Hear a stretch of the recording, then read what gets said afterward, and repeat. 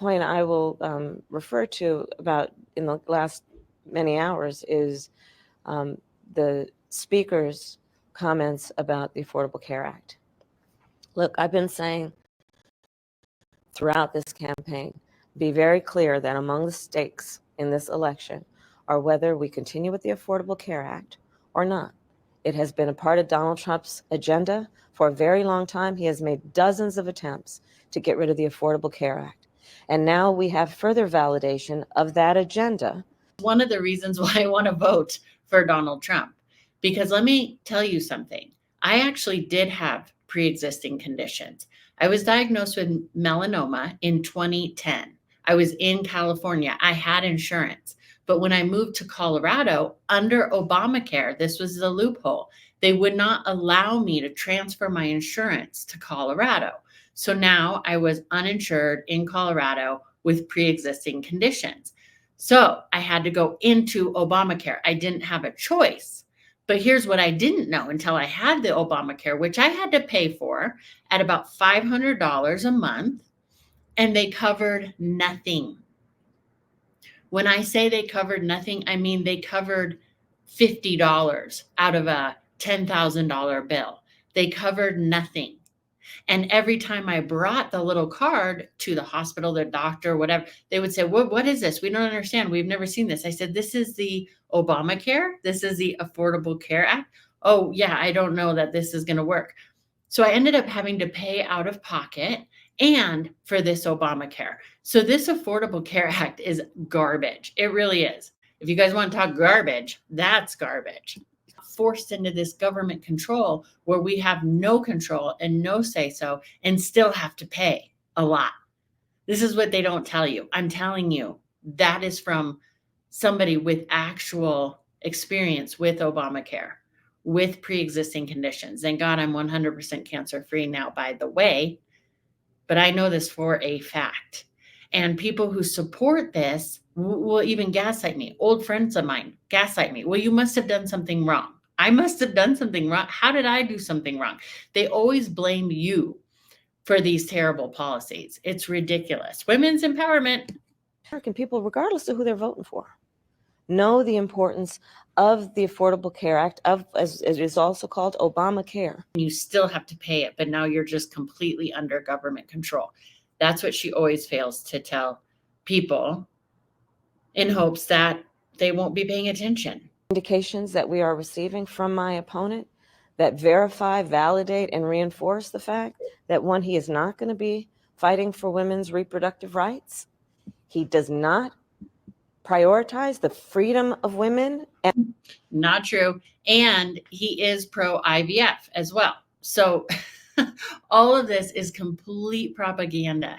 But a lot of people, unfortunately, a lot of the housewives who have their husbands taking care of them anyway, are voting for this because they don't understand economics. They do not understand. The beginning stages of your campaign, you've described yourself as an underdog. That language is gone from your speech now. Has something changed in how you're feeling? Because she realized that now we understand what underdog means. Underdog means like at the Diddy party, right? I think another term for that is called bottom. But she just kept using underdog because we all know you're not the underdog, Kamala. When you're backed by Google and the entire mainstream media, an entire Hollywood conglomerate, all the global elites, that's not the underdog, okay? The October surprise is that P. Diddy's going to come out and endorse her next. I'm putting it all on the field. And it's going to be a very tight race. And I'm running like the underdog because we are. Donald Trump's been running for the last decade. I've been in this race about 3.5 months. No, you've been in this race as VP for the past few years. See, that's what she always wants to gaslight everybody into thinking, is that we forgot that she's been vice president for the past 3.5 years. No, Kamala, you've been in this, the race for America. And your race for America is trying to steal it and gaslight everybody so they don't pay attention to what is actually going on. You can't even look up women for Trump, Google it. You won't find any. We don't exist. So please, if you're finding value out of this video, please like it, comment, subscribe, because they don't want, mainstream media and the global elites don't want people to know that people like me are voting for Donald Trump. We should have a plan, which I do, to actually get things done, including bringing down the cost of living for people, investing in our small businesses, expanding access to healthcare, investing in American industries, including the future of American industries and American workers. So there you go. So there you go. She's like, oh, did that work? See, she does not have any idea how to bring down inflation. She doesn't even know why it's a problem. Her plan is to go after the quote unquote price gougers, such as the grocery stores who have raised the rates on food. That is not the problem, Kamala. The Kamala problem is that you have cut off our natural resources. So that's why gas is more expensive. You cut off the pipeline. That was an executive order from Biden on day one. You cut off all of our ways, our natural, as Trump says, our natural gold, liquid gold right under our feet. That drives up the cost. That drives up energy. That drives up electricity. That drives up everything. That drives up the gas bill for the delivery driver. So now he's charging more. That charges up the prices for the farmer and all their operations. That's energy. That's going to cost more. And then let alone all the regulations that you put on the farm.